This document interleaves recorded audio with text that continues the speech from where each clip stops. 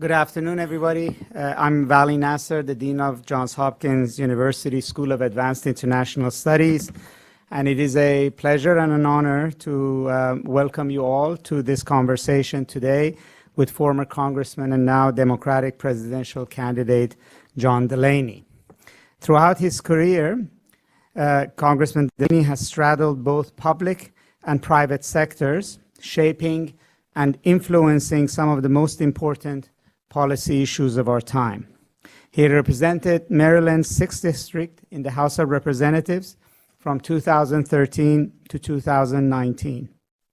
During this time, he was known for his work crafting innovative bipartisan legislation to rebuild America's infrastructure. From authoring legislations to create a carbon tax to establishing pre-K nationwide, Representative Delaney's career in public service reflects a deep awareness of global challenges and the responsibility we all have in addressing them. As a business leader, he founded and led 2 publicly traded companies. His businesses focused on providing capital to small and medium-sized companies, helping thousands of businesses to grow. He won Ernst & Young's Entrepreneur of the Year Award in 2004, and his business received the Bank Enterprise Award from the Obama administration for investing in economically distressed communities. He's a graduate of Columbia University and of Georgetown University Law Center. In July of 2017, Representative Delaney announced his intention to run for president. Since then, he has campaigned in all 99 counties of Iowa with the message of bringing the country together and ending hyper-partisanship. Today, we have the privilege of hearing his ideas on resuming U.S. leadership in a turbulent world, an issue we at Johns Hopkins SAIS think about during most of our working hours, and are grateful that leaders like Representative Delaney are at the forefront of exploring it, particularly at this point in time in United States history and in the direction that the world affair is going. So without further ado, please join me in welcoming Democratic presidential candidate John Delaney. Thank you.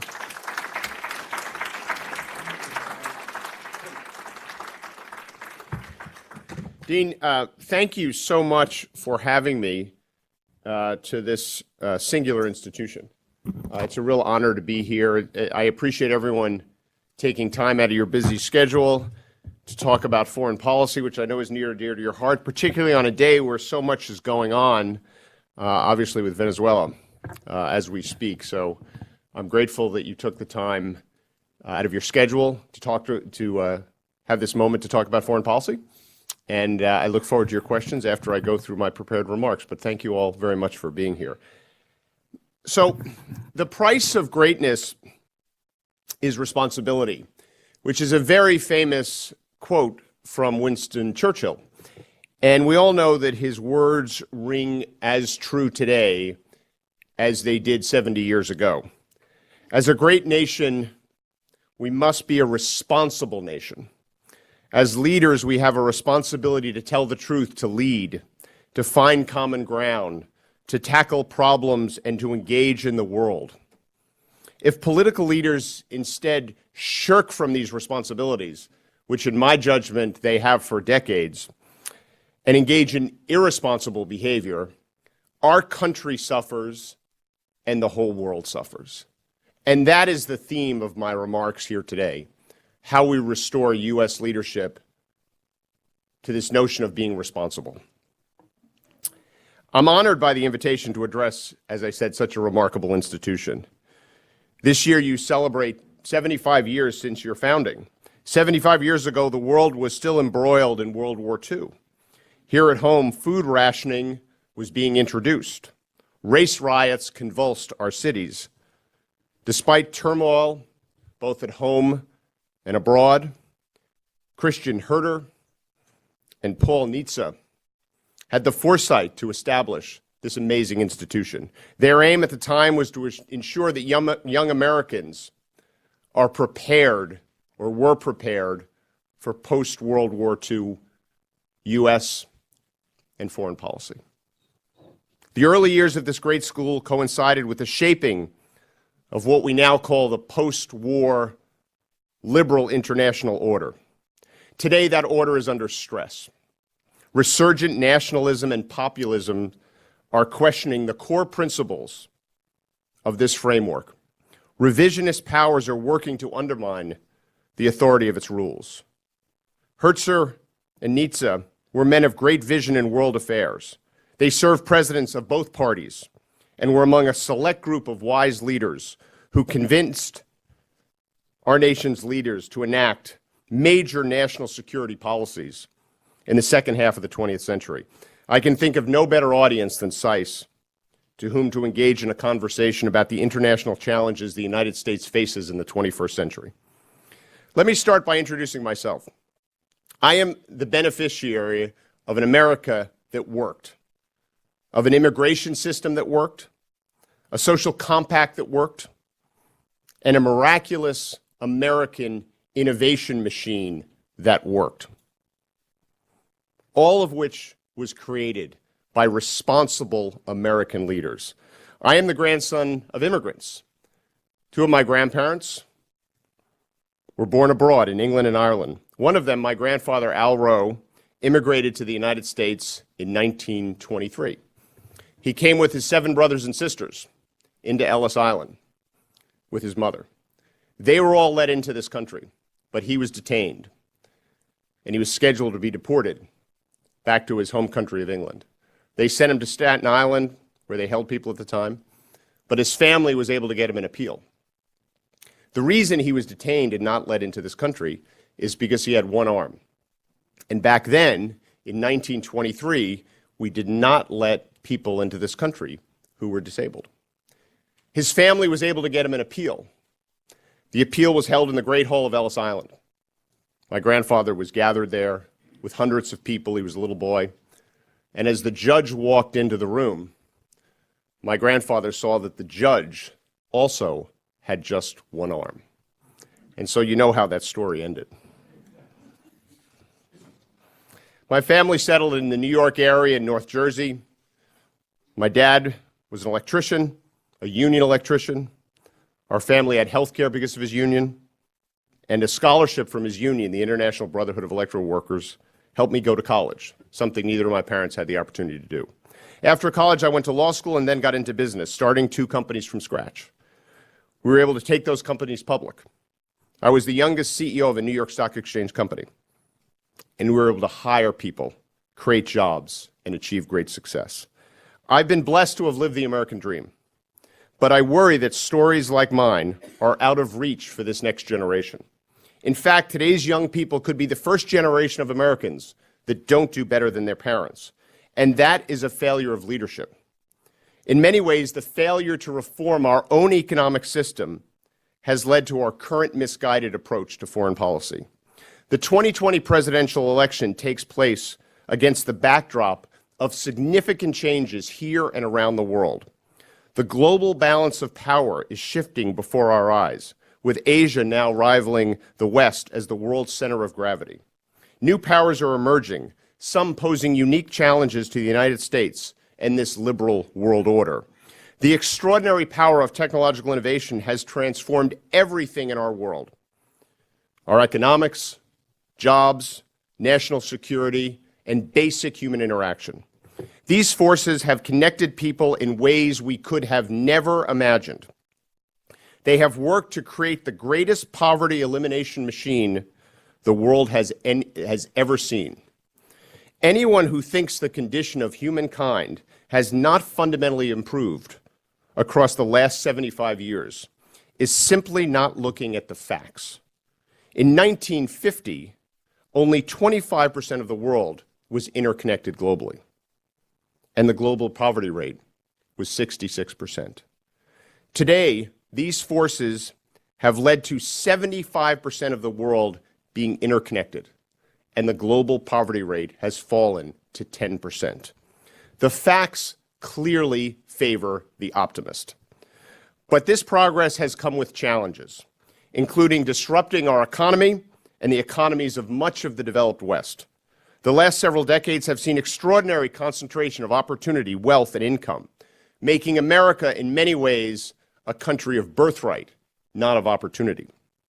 As an example of how profound this opportunity concentration is, last year in our country, 80% of the professionally managed venture capital, the smart money that creates all the new jobs, was invested in 50 counties out of 3,100 in our country. That story does not end well. In the context of these economic trends, it is a surprise that many Americans are questioning everything we have done in the last several decades. Our foreign policy, our capitalistic system. Make no mistake about it, these economic realities are central to our foreign policy challenges. They were brought on by irresponsible politicians who failed to do the basic things we should have done in education, in healthcare, in tax, fiscal, technology policy to prepare our country for rapid and profound change. And as I used to say in business, the cost of doing nothing is not nothing. These changes have collectively left us in many ways more vulnerable than ever before. Information, including the know-how to create and deliver weapons, is more easily shared. Disinformation campaigns, fueled by the ability of self-interested actors to masquerade as journalists and manipulate people's opinions with falsehoods, and soon completely realistic deep fakes, are powerful and effective. With advances in the area of cyber warfare, all nations, even those unable to acquire arsenals of nuclear weapons, have the potential to change the fate of our nation and the world. And while free market capitalism and the explosive growth in global trade has lifted billions of people out of poverty and into the middle class, we've learned that carbon-derived energy that's fueled this prosperity is now causing significant environmental risk. And the technology that has benefited so many of us and fundamentally changed our lives and lifted hundreds of millions of people up now has the potential of disrupting hundreds of millions of jobs. In the face of these changes, U.S. leaders are called upon to responsibly address our own domestic economic affairs, rebuild the social compact for our citizens, and work with our partners to lead and ensure the security and prosperity of the world. And these two things are linked. In fact, I would argue that what is happening around the world has never been more important than it is right now to the safety and prosperity of our citizens. In that regard, we ought to be thinking about how to adapt and reform our overall strategy, our forces and security architecture to a changing world and changing international threats. Unfortunately, we are lagging. Many Western democracies are turning inward. Populism is on the rise everywhere. And in the United States, we are gripped by the sense of nationalism, which I believe is the wrong answer to every question. The stakes in the 2020 election thus could not be higher for all Americans, but especially for young people whose futures are on the line. Another 4 years of political dysfunction with a complete inability to find common ground and solve some of the most basic challenges in our country will undoubtedly continue many of these underlying trends and prevent us from addressing the massive debts we are leaving the next generation. Another 4 years of backward orientation, of trying to create a world that doesn't exist anymore and wasn't as good as it's being romanticized as, won't work. Instead, we should be focusing on the future and harnessing this amazing technological innovation to build a better world. Another 4 years of highly divisive politics could lead us to a place where we can no longer discuss our differences in a civil and respectful manner based on a set of shared truths. It could lead us not fighting together for Team USA, as Ron Chernow warned this past Saturday night. We must not have a president who is hostile to critical institutions, to the First Amendment, to the rule of law, to our ethnic and religious diversity, and most importantly, to the truth itself. Americans deserve better. In the areas of national security and foreign policy, I believe the stakes are particularly high. For decades, the U.S. has worked to build an unmatched portfolio of allies. No other country in the world has anything like it. Our allies are foundational to our ability to operate around the world militarily, diplomatically, and economically. They were built not solely out of a sense of friendship, but in our self-interest. Today, based on irresponsible behavior by U.S. leaders, our allies are losing faith in our relationship, and our actions are empowering our adversaries.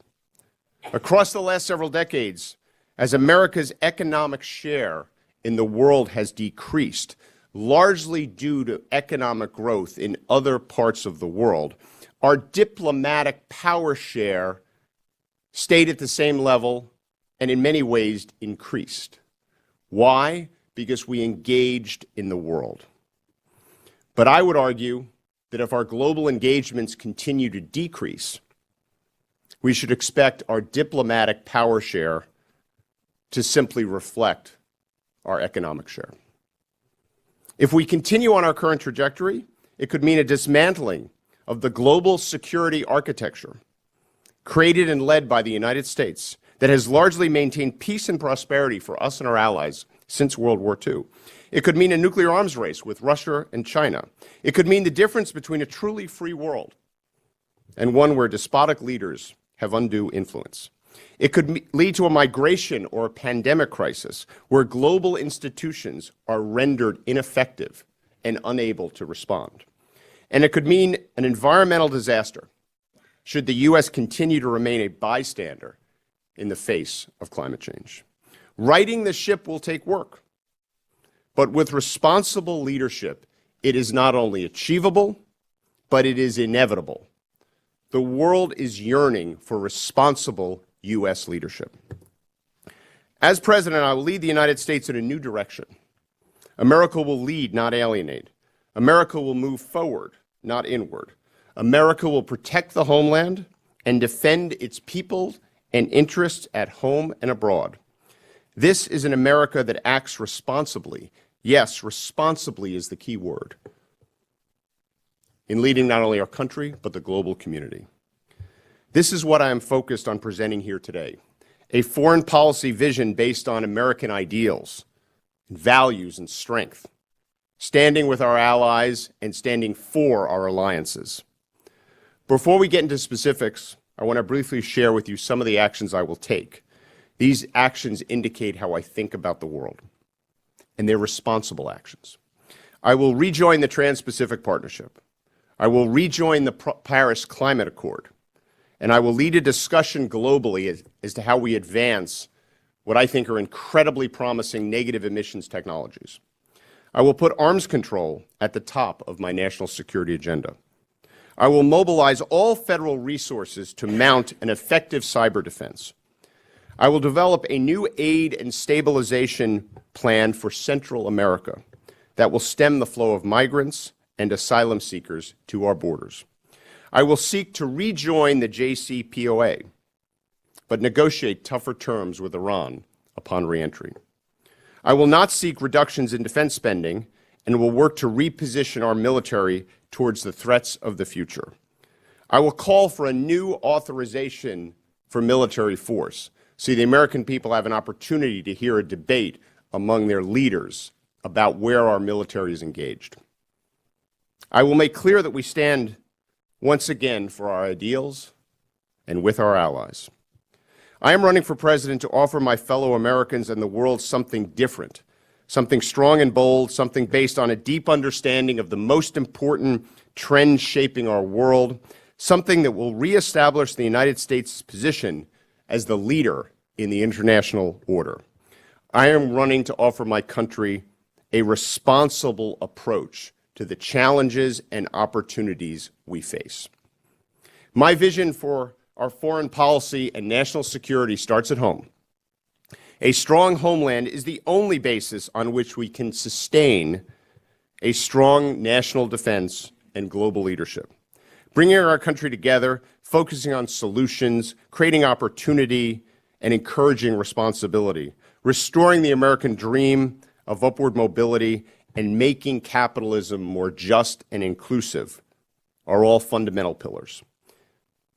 In other words, build America that broadly succeeds economically. That's integral to my foreign policy strategy. If our country is fiscally imprudent and moving in the wrong direction, if our infrastructure is old and falling apart, if our education and healthcare systems don't work, we will sooner or later exhaust our capacity to project power and influence around the world. As president, I will be committed to building a foundation for our country's long-term prosperity. We will invest in education, research, and development, cutting-edge technology, infrastructure, and workforce training. I will unleash a moonshot project on innovation in clean energy technologies, negative emissions technologies, and carbon capture and transmission. These will be built in America's heartland, bringing enormous economic opportunities to struggling communities.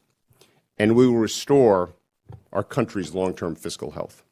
My approach to international relations is based on preserving the foundational principles that have informed U.S. policy for 75 years, while adapting our strategies to the 21st century.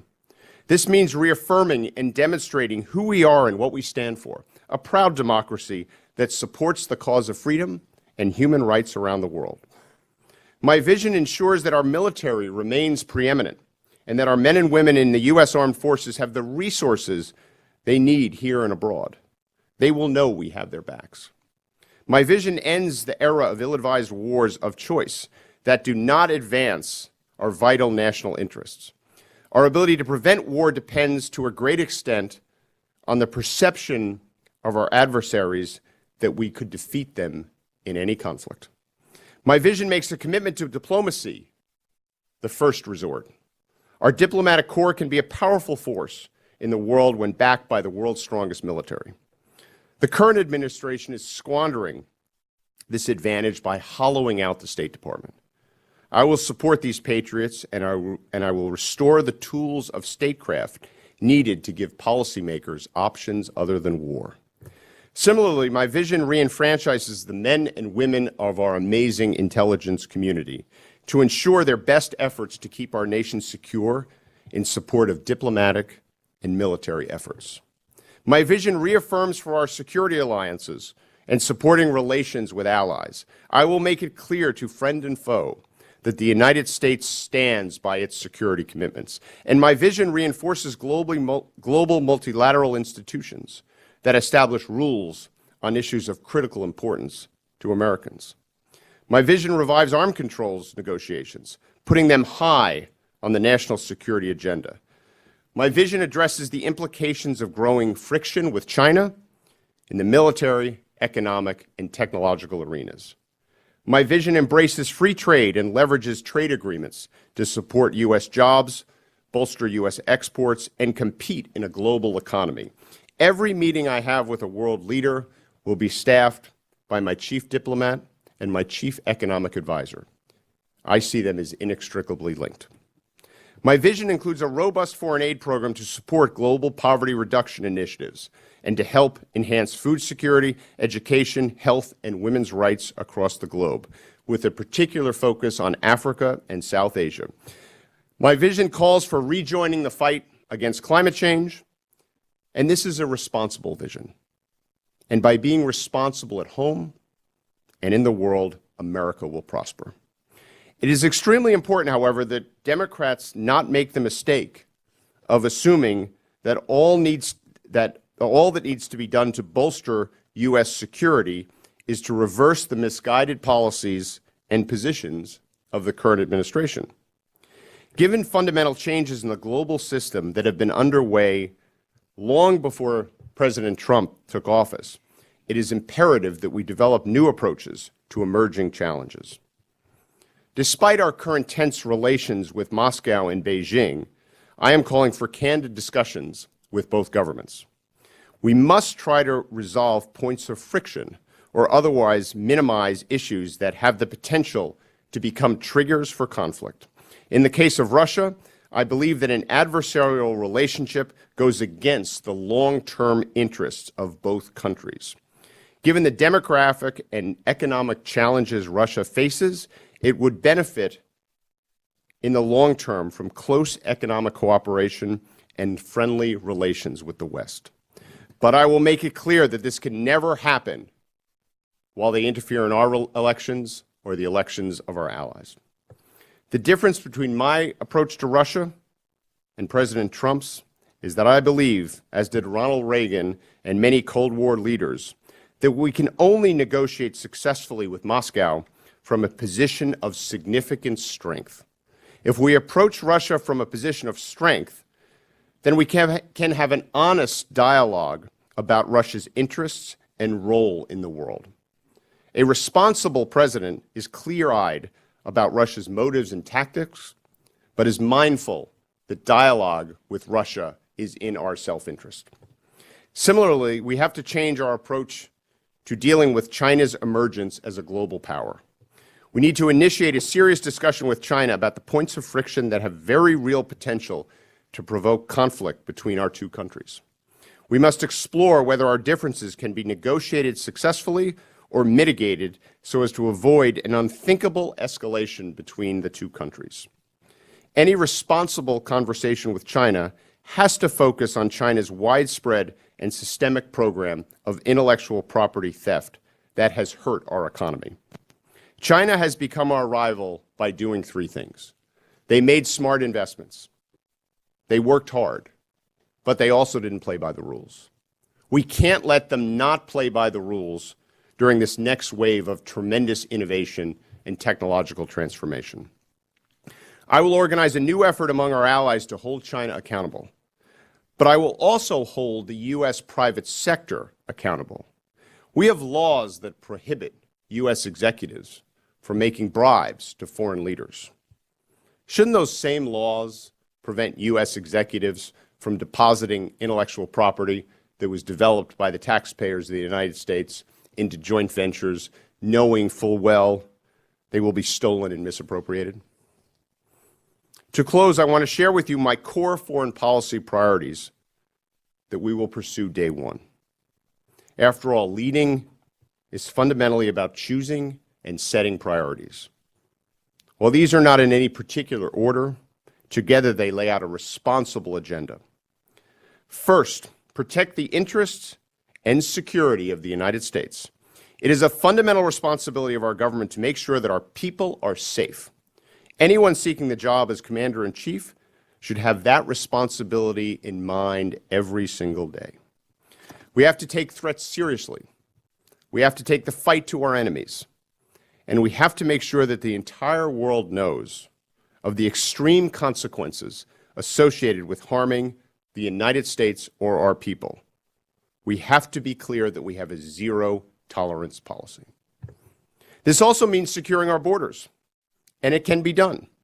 The experts tell us that a combination of electronics, manpower, fencing, and barriers is needed to curtail unlawful entry into our country. But we also need comprehensive immigration reform, including a path to citizenship. In parallel, I will launch Plan Central America, inspired by the previously successful Plan Colombia, to help the governments in that region overcome the lawlessness that is the root of populations' outflows to the United States. Second, reassure NATO allies of our commitment to Article 5, the alliance in general, and the anti-terrorism mission in particular. Russia has defined itself as an adversary to the West. Russia continues its effort to weaken NATO and its members by subversion. This cannot be tolerated. We must counter these actions aggressively. Third, revive arms control negotiations with Russia and pursue them with China. We are at risk of a new nuclear arms race with Russia. We must determine whether the Intermediate-Range Nuclear Force Treaty is salvageable.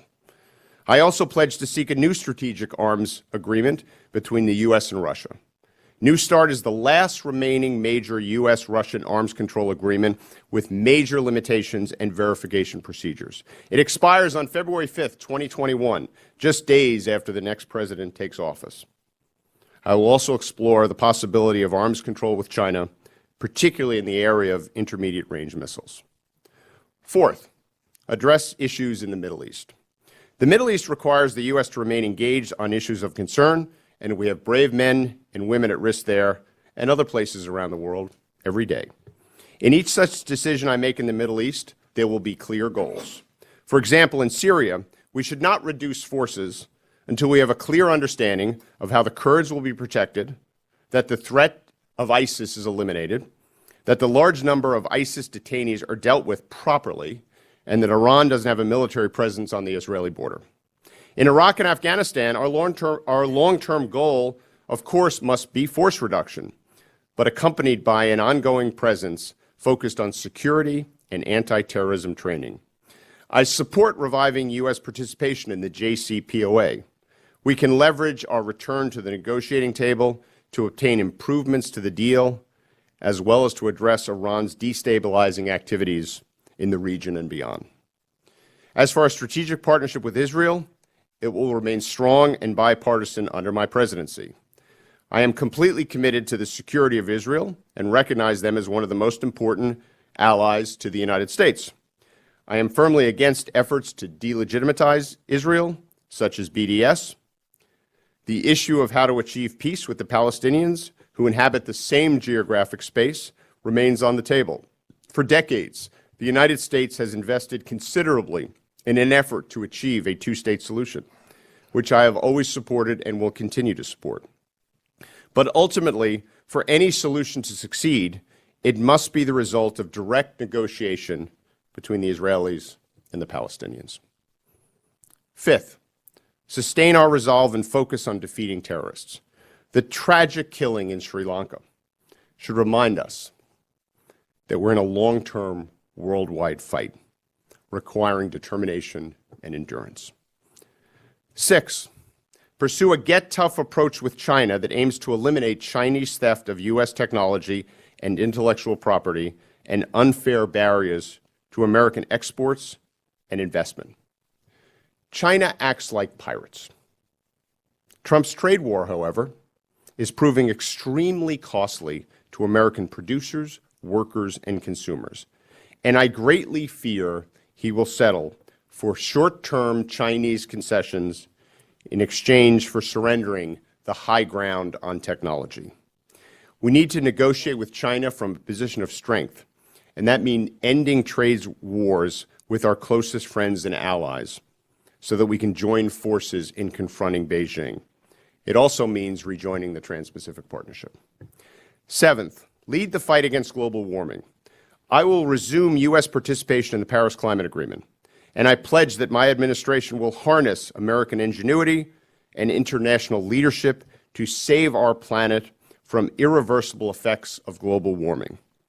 I believe that by implementing a carbon tax, investing in green energy research, and unleashing the power of negative emissions technologies, the United States can help save the world from the catastrophic effects of climate change. This is a problem that in many ways requires old-fashioned U.S.-led innovation. And if we do that, we will also have the most valuable technology in the world. Eighth, meet the challenges of cyber warfare. I will propose the creation of a Department of Cybersecurity to bring all U.S. domestic capabilities under a single roof and develop a unified strategy to protect the homeland under a single chain of command. We need to be prepared to go on the offensive, to carry this fight to our adversaries who have come to feel that they can attack us in cyberspace with impunity. While the proposed Department of Cybersecurity will not conduct offensive missions, leaving that to the Department of Defense and the intelligence community, it will coordinate with those agencies on all aspects of our nation's response to cybersecurity threats. Russia will not be dissuaded from attacking our elections unless we make it too painful for them to do it. Ninth, continue to strengthen our military. A report last year from the National Defense Strategy Commission warned that America has reached the point of a full-blown national security crisis. The report warns of decreased air superiority, lagging investments in the next generation of weapon systems, and advances made by Russia and China that threaten the United States' historically immense comparative advantage. It is imperative that the United States both strategically focus on the weapons needed for the next generation of warfare and get our fiscal house in order so that we can fund them. My friends, the United States is facing a stunning number of serious challenges in the world today. As Churchill said in the very same speech declaring the need for responsible leadership, the people of the United States cannot escape world responsibility. Russia seeks a reduction of our role in Europe, and China wants to supplant us in Asia. Our military has been stretched and underinvested in since the sequester began. Meanwhile, there's a growing risk of an actual war between India and Pakistan, while our standoff with nuclear-armed and the unpredictable regime in North Korea continues. There is tremendous risk to the next generation and our planet posed by the dangers of global warming. We have seen what one failed state can do to global stability. Imagine the global impact of multiple highly populous states failing due to climate change. The next generation also faces unsustainably high levels of sovereign debt, which could limit many developed governments' ability to respond to a crisis. Finally, some estimate that 800 million jobs could be displaced or disrupted by technology, automation, and artificial intelligence in the next several decades. We cannot hope to surmount these difficulties if we do not restore our democracy to health and become more united as a people. In Churchill's words, if we are together, nothing is impossible. If we are divided, all will fail. We know that the U.S. has responded to calls of unity in the past. In 1958, then Senator Kennedy spoke in Baltimore, Maryland, and he gave a speech 4 weeks after Sputnik was launched, and the American people were terrified about their future. But he stepped forward and told the American people, we should not be seeking the Republican answer. We should not be seeking the Democratic answer. We should be seeking the right answer. We should not seek to fix blame for the problems of the past. We should own our responsibility as Americans for our future.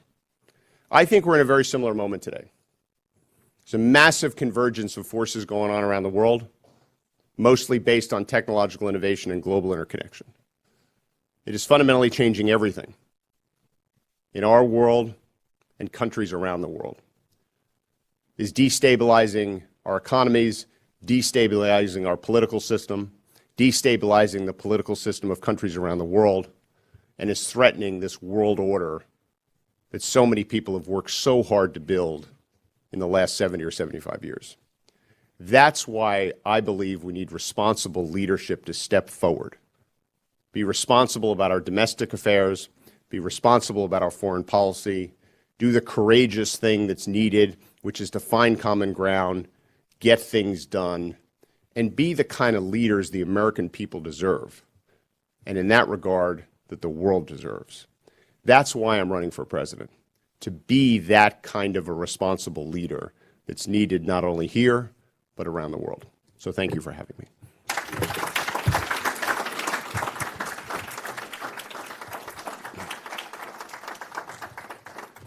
And I'd love to answer any questions anyone has. Yes, sir. Oh, sorry.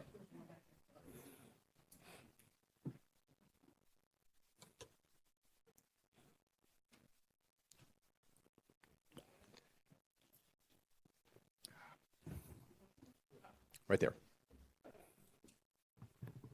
Hi, I'm Borzu Dergahi of The Independent. I was just wanted to ask you just a couple questions.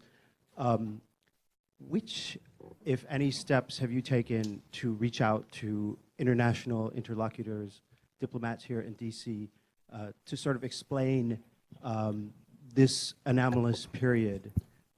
And how do they respond? Are they skeptical? When you say that this ship can be righted again, do they respond in a positive way? Are they convinced?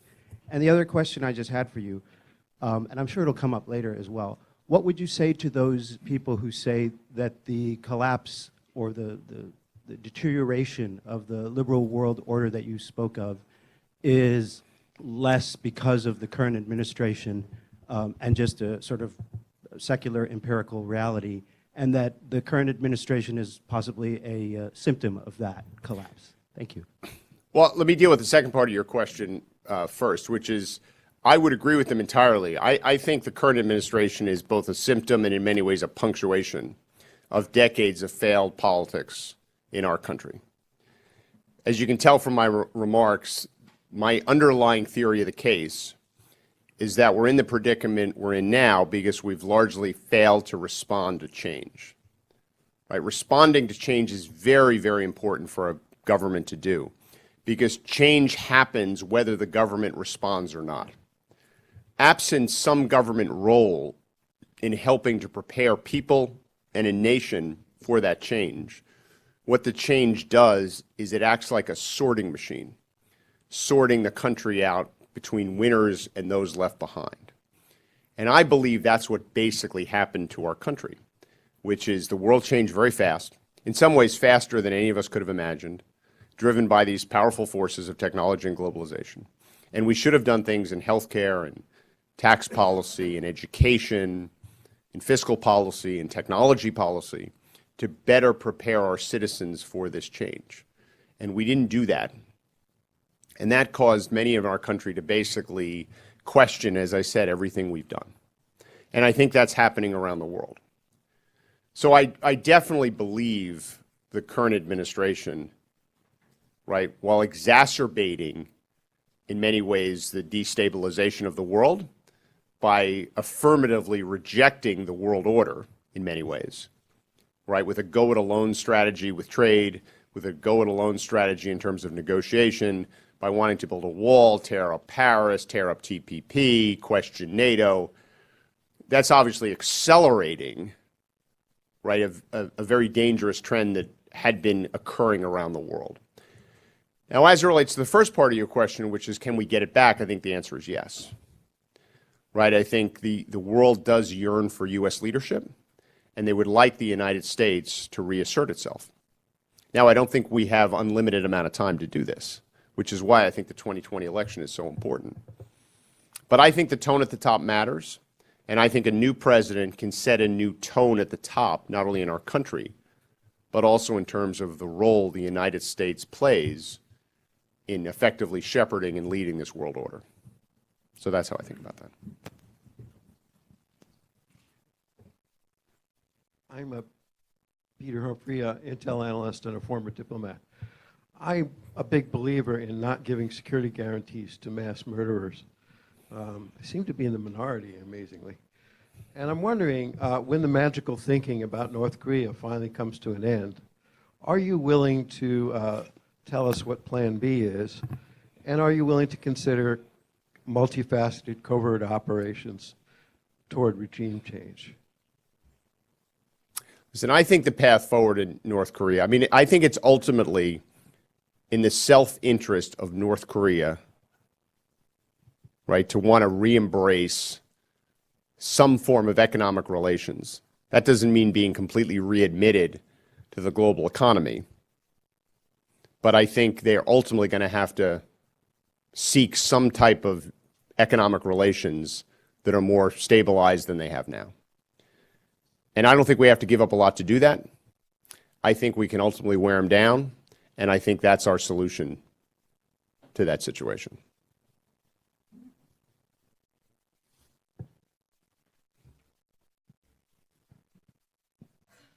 Yeah, I guess this is, I don't hear. I guess so. Should we withdraw from Syria? Well, we have about 2,000 troops in Syria. And I think right now, unless certain kind of goals are achieved, we shouldn't. Right? I think those goals are making sure the Kurds, who fought heroically side by side with us in many of the battles against ISIS, and in many ways did a lot of the work we weren't in a position to do, we have to make sure they're protected. I think we have to make sure ISIS is ultimately defeated in Syria. I think we have a very significant situation with ISIS detainees, and we have to figure out how that's going to be handled. And then I think there's risk of what Iran's doing on the Israeli border. So I think until we have more visibility on those four things, I don't think it makes sense to withdraw, right, the relatively small number of troops that we still have in the country at this point. Right, I think ultimately that's our goal, to withdraw. but I don't think we can do it unless we see more progress on those four fronts. Hi.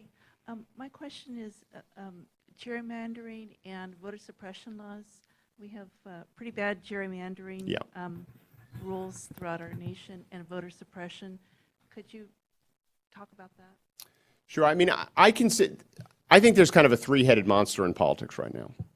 And it's gerrymandering, right? It's too much money in politics, and it's voter suppression. Those three things have worked as an insidious force to effectively destroy representative democracy right now. And I think we've got to take all three of those things on in the next administration. And there's things we can do on each of those things. We can pass a law, and I led this effort in the Congress and introduced the legislation that does it, to require every state to have independent commissions. It's constitutional. Even Justice Scalia, who was not known to broadly interpret the U.S. Constitution, said that Congress can require states to use independent commissions, similar to what California and 7 or 8 other states have done. Right? So I think that's what we need to do on gerrymandering, because it's an insidious force. It makes Congress way too polarized, and it discourages any type of bipartisan cooperation.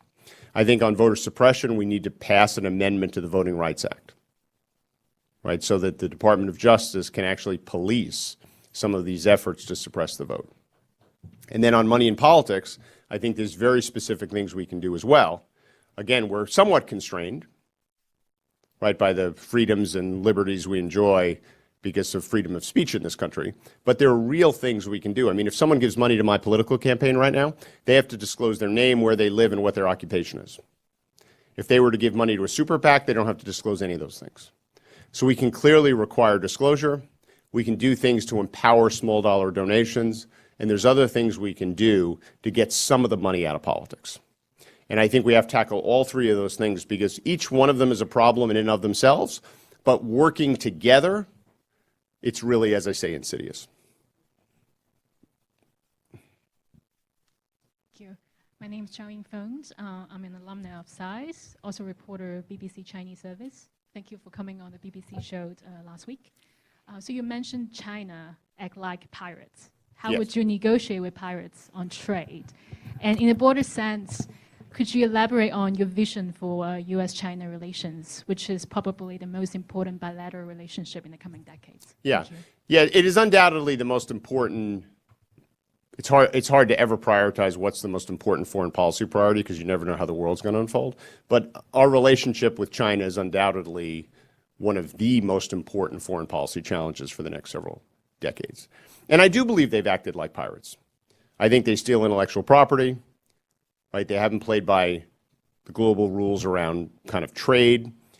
They're taking islands in the South China Sea, illegally in my judgment, and they're even engaging in disinformation campaigns in our own country.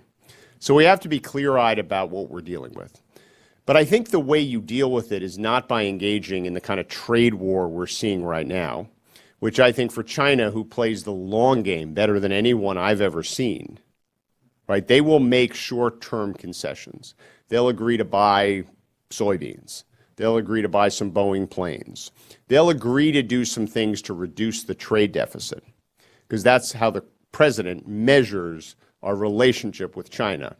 And that is a number that's easily manipulated, and there's things China can do in the short term to narrow the trade deficit and allow the president to claim a headline victory.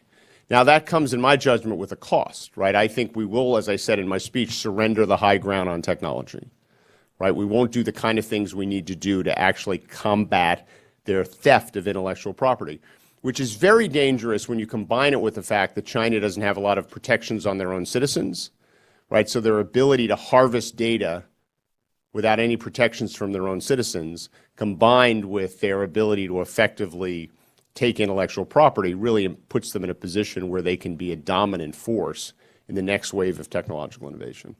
I think the only way you deal with that problem is by getting all of our allies, and in many ways the U.S. private sector, on the same page and bringing a unified front to China. And that's really how you have to negotiate with them. And I don't see that happening right now. Right? In many ways, what we're going to do with China, which is to cut a deal where they buy a bunch of agricultural products from us and maybe some planes from us, is actually in many ways going to hurt our allies.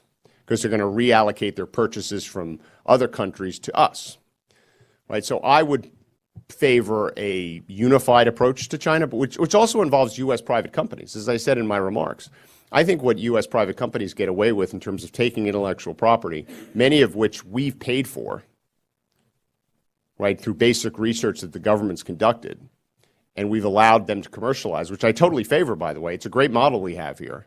But I also think we can draw some lines in the sand about what they do with it as it relates to China and other foreign countries. I think that's the only way. And I think we have to maintain a very strong presence militarily in the Asia-Pacific region. I mean, ultimately, China's working really hard to drive us out of the region. I think the North Korea negotiation in many ways is part of that. And I don't think we should really make any concessions with respect to North Korea as it relates to our military presence in the region, for example. So that's how I think about how we have to deal with them. Thank you. Hi. Can you hear me? Okay. Yes. Oh, there you are. Hi. Hey. I'm Ellie. Hey, Ellie. So I have a question on Venezuela today. Mm-hmm. If you were in the Oval Office today, would you support Guaido and his supporters? And if so, what would be the next step if they fail? Well, listen, I've acknowledged that I think Guaido is the legitimate leader of the country. So I do support what's going on, but that doesn't mean it's up to the United States of America to determine the outcome. It's up to the people of Venezuela to determine the outcome. You know, I, like most Americans, hope that that outcome can be settled as peacefully as possible, with as little loss of life as possible. But if it, you know, it's ultimately up to the Venezuelan people, and in many ways up to the military, as you know, right? Who the military decides to support will ultimately determine who prevails, right, in the struggle between Guaido and Maduro. Right? We see some splintering in the military, which is allowing what's happening today to occur. And I think the military will ultimately respond to what they sense the people want. One of the problems with Venezuela is so many people have left the country that in many ways it's a shrinking, kind of dying country before our eyes in terms of how many people have actually fled the country, which has made it harder to have the kind of public sentiment on the side of Guaido, in my opinion, to overturn Maduro. So I think the United States should be prepared to provide military aid. Obviously, if any U.S. citizen is put at risk, we have to do what we need to do to protect our citizens. But I think it's ultimately up to the Venezuelan people. But I think we made the right decision recognizing Guaido as the legitimate leader of the country. And I support the sanctions. Yes, sir. Thank you. Jesse Friedlander from SAIS. I was curious if you had thoughts about Turkey, which is an ally that seems to act somewhat unfriendly towards the United States and towards U.S. interests, and given its membership of NATO, that creates a lot of challenges. It does create a lot of challenges. I mean, you know, their increased arms purchases from Russia are a big concern, obviously. The situation with the Kurds and how we ultimately settle Syria is a big concern. I tend to think we can get to an agreement with Turkey on the Kurdish situation, you know, because I think ultimately we have enough diplomatic clout with Turkey to kind of drive that kind of deal. But I think, you know, Turkey remains a question mark as to which way they're going to go, right? I think it's really up in the air right now. I mean, I'm very concerned about their arms purchases from Russia, because I think it's fundamentally changing, you know, the center of gravity in the country. Yes, Gary. You're sitting in, Gary Tellerico, by the way, with SAIS. You're sitting in a school whose founders and leaders over the years were architects of the liberal economic order. You mentioned a united front with China. That's what TPP was meant to be. Mm-hmm. It was a global, a geopolitical and geoeconomic strategy to get China to the table, to obey the rules the way that we have drawn them up. How do you get your party to support getting back into TPP, especially those voters that Trump was able to convince to depart from the party by scaring them about trade? Yeah. Well, I think TPP is incredibly important to our relationship with China over time, because I don't think we can actually accomplish the goals that are in our national interest vis-a-vis China unless we're competing with them in the region, which is one of the reasons I was a supporter of the agreement. I think the administration, the Obama administration, made two mistakes with respect to TPP. First is they never sold it on geopolitical grounds as well as they could have. Right? They tried to only make the case, in my opinion, on kind of domestic economic merits, which I thought were positive, but were not nearly as positive as the geopolitical implications. I thought that was a big mistake. I thought they also should have paired it with a national infrastructure program. Because I think if you go to the American people and say we're going to think globally, but we're also going to invest locally, we're not going to forget about you, I think it would have created a currency that would have allowed people to feel more comfortable voting for a deal. Because in so many parts of this country, they really blame trade for what's happened. I mean, you go to Newton, Iowa, every citizen in that town will tell you the day the Maytag plant closed, which is not what happens in Bethesda, Maryland, when a business leaves. Right? The people who work for that company know it's left, but largely no one else does. But you go to a lot of these towns, right? They can all tell you the day it happened. And so it's hard to go and sell the benefits of international trade to these people on economic basis, even though we know all the arguments. Right? I think you have to show them tangibly what you're going to do as part of entering into a trade agreement. And retraining just isn't enough. Right? You have to have something much more tangible. So I think pairing it with infrastructure is a way to do it. But I also think things have changed in the Democratic Party on this issue. And again, I was one of the 28 Democrats who supported the TPP. And I still have some of the bruises from it. But now the party is seeing, I think, up close and personal, what nationalism really means. When they think about this preoccupation with building a wall, when they think about withdrawing from Paris, when they think about questioning NATO, right? All of these policies are kind of go hand in hand with the approach towards tearing up TPP. And so I think in many ways the Democratic Party has moved quite a bit on this issue. And in many ways the Democratic Party is talking about things like Article 5 of NATO. I mean, when did people running for office in the Democratic Party ever talk about Article 5 of NATO? But now you rarely see a political speech where someone running for Congress as a Democrat is in defending Article 5 of NATO. There's definitely been a shift. And I think the Democratic Party has a more global orientation on a lot of these issues, largely in response to Trump. The Democratic Party is wired to effectively reject everything that the president stands for right now. And one of the things he stands for is withdrawing from TPP. So I think there's been a change in the mindset among the party generally, whereas in the past they had a knee-jerk kind of negative reaction to this notion of doing a trade deal. Whereas now they're thinking about how trade fits in with human rights, with immigration, right, with engaging around the world, with projecting a set of American values. And so I think you can talk about a trade agreement in a broader context, right, about how it's incredibly important to use U.S. soft power, whether it be economic or diplomatic might, to accomplish goals instead of U.S. hard power. So I just think there's an opportunity for a very different conversation.